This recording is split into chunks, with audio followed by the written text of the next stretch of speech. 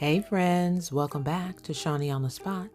In this video, I have part 2 of my DIY 3D wall art, and I want to invite you to a special collaboration celebrating Juneteenth with a tablescape challenge. Let's get started. All right, friends, so this is another image that I purchased from Etsy, and I have it printed on printable vinyl. Okay, I'm not using paper because I'm going to be using Mod Podge and glitter, and paper will not stand the test. Okay, so printable vinyl, you can get it at any craft store, you can order it even on Amazon. So here I'm taking a little thin layer of Mod Podge, and I have gone ahead and put it on a section of her crown, and I'm going to take my extra fine gold glitter and go ahead and glitz out her crown. Now I do like to push down my glitter a little bit into the glue to be sure it sticks pretty good, and always remember to shake off the excess as well.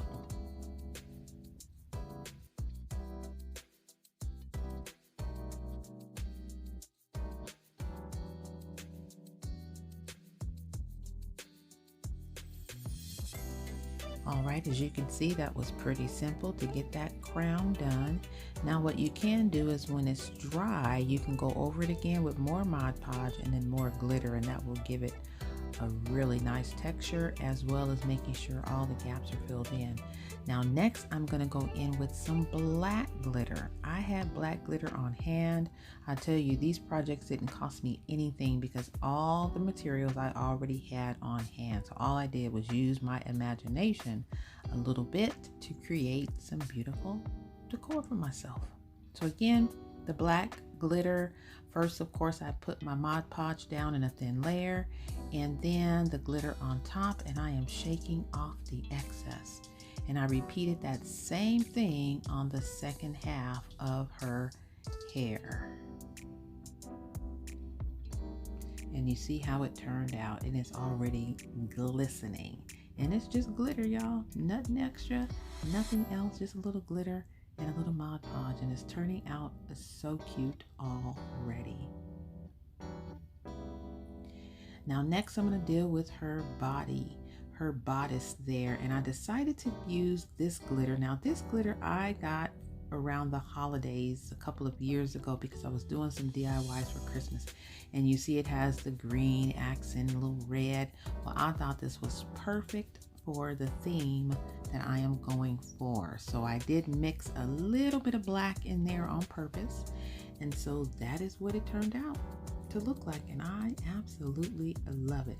I'm not done with her yet, but I just wanted to show you all how just putting a little bit of glitter is transforming and bringing this image to life. I had some little seed beads that I used for her necklace, and they're red, and then I took some silver glitter and used that on the pendant on the necklace across her neck. And she's all cut out and ready to go on the canvas. Now the canvas that I'm using again is a 12 by 12, and I did prep it by spray painting it gold first. And then I took some more painter's tape and taped it into the design that I wanted to have before I spray painted that portion black. Now here is the finished look. What do you guys think? I think she turned out absolutely gorgeous. It's something about what a little bit of glitter, some Mod Podge, and a few gems can do to bring a basic image to life. Look at her next to her king. Now, if you didn't see the last uploaded video that I did, I transformed Kingsley into this spectacular king that he is. Don't they look good together as a pair? I could not have one without the other. And so here I have created some beautiful wall decor, and this is so super simple that I know you can do it too. And now I would love to invite you to join me in my annual Let's Celebrate Juneteenth 2022 Tablescape Challenge. The rules are simple. Basically, create an elegant tablescape using the colors black and gold, or you can use the PanAfrican Flag colors red, black, and green. The rest of the details will be in my description box below. I hope you can join me, and I know you're saying it's last minute, and that's why I'm calling it a challenge. I hope you can join me. Come on and let's celebrate Juneteenth. See you there. Take care, guys. Remember, be kind to yourself.